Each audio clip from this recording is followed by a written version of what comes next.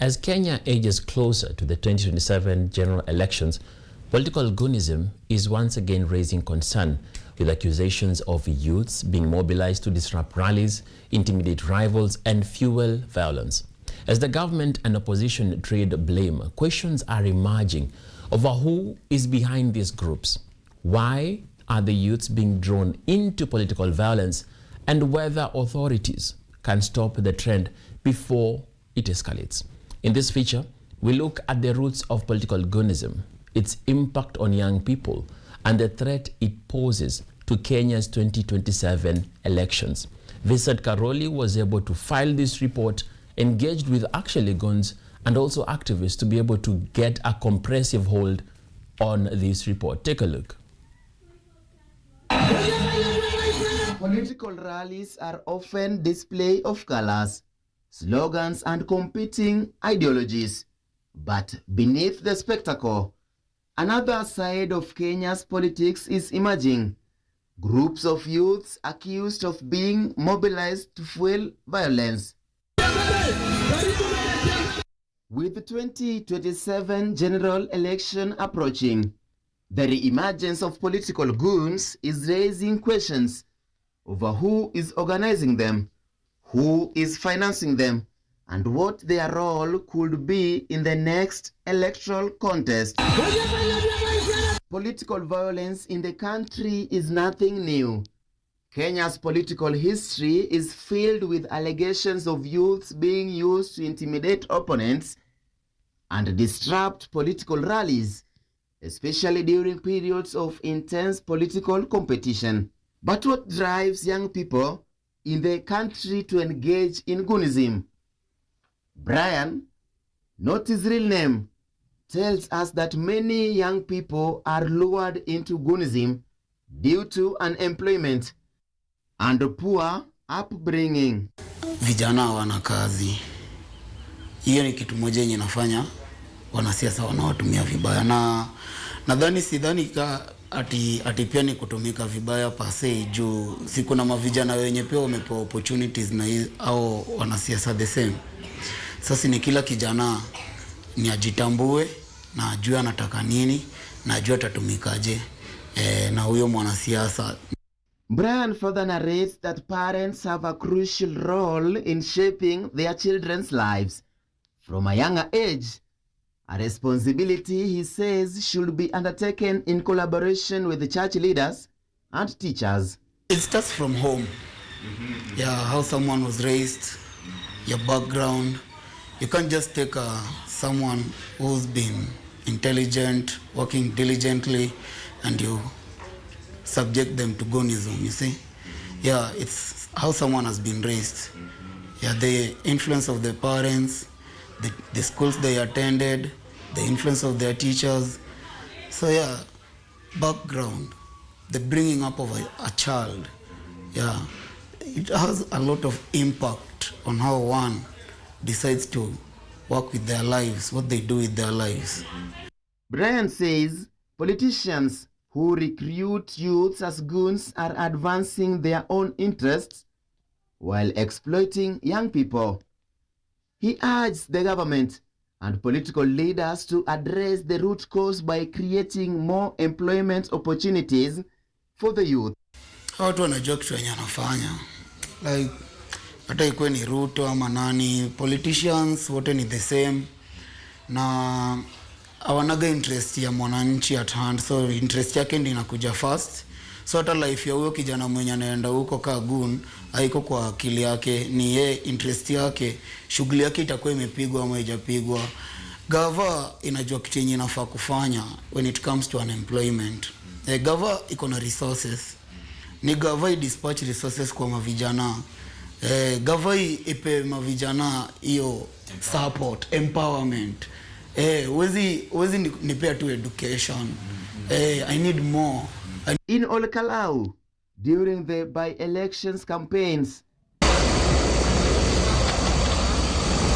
goons disrupted daily life, with masked men reportedly beating residents with clubs and assaulting others with machetes. The chaos also saw several women allegedly sexually assaulted, further deepening fears over the growing use of violence in political competition. He has declared economic war against the mountain. He has sent Moses Kuria to unleash goons on the people of the mountain. He has declared war on the community. But yesterday he crossed the red line. He crossed the red line. He sent armed policemen to kill our people, killed one and injured 20. He sent armed people to rape our women. He sent armed people to humiliate our people. As goons continue to disrupt political rallies, demonstrations and church events, opposition leaders on their side are accusing the government of funding and even sponsoring the goons. Huyu Murkomen umeweka wizara ya interior atachoma nchi hii. Because Wakenya watafika pahali wakatae. Vile wamama niliona jana, as we go towards the elections, Kenyans will say no. Na viongozi wetu wa usalama waelewe.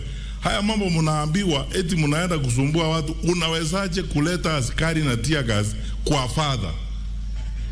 Hapa father anataka kuhubiri hapa eti sasa wewe umeleta askari na tear gas pale.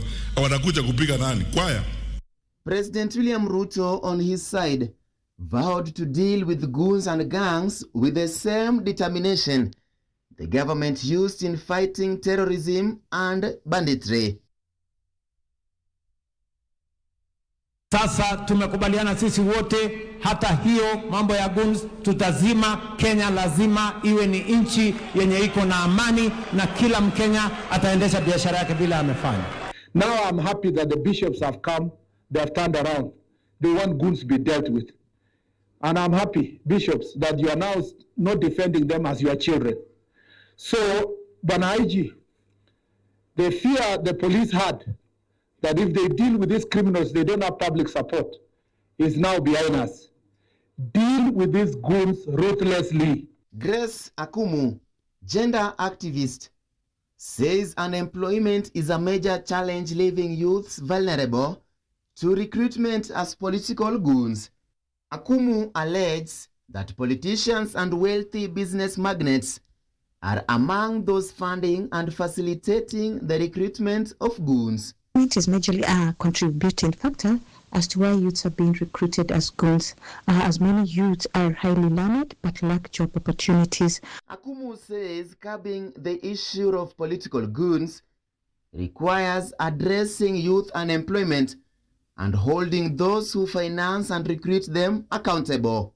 As to who is funding and recruiting these youths, the goons, what I can say is well-known politicians, businessmen, influential persons in the society, just to mention but a few. We've had names being mentioned and names of politicians being mentioned, names of businessmen being mentioned, and we have goons who have either anonymously or openly admitted that they have been paid or recruited to cause mayhem. So this is something that should be looked at, because once an influential person's name is mentioned, this is somebody who sits maybe in the cabinet, the executive, somebody who runs business. And yet church leaders have also joined the call for action, with SEK Archbishop Jackson Olesapit urging authorities to take swift action against gangs accused of attacking and harassing members of the public. This will still be the demands Kenyans are making, that this culture must be brought to an end,